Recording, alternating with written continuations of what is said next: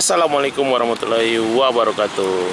Jadi kali ini saya ada di Jalan Tamalate 1 Kota Makassar.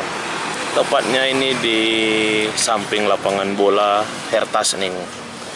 Jadi ini masih pagi. Jadi ini hari libur, weekend.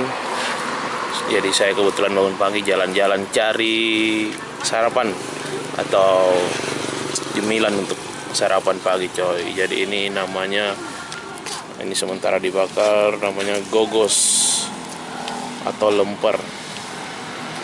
Hampir mirip kayak lemper.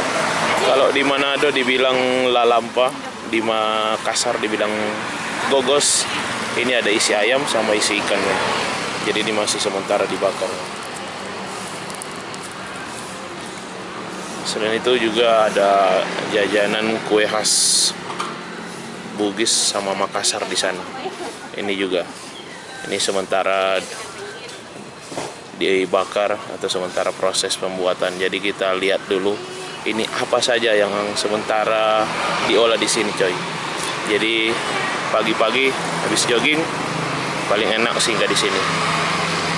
Ikut terus, jangan lupa like, share, subscribe. Semoga channel ini bisa lebih berkembang, lebih baik.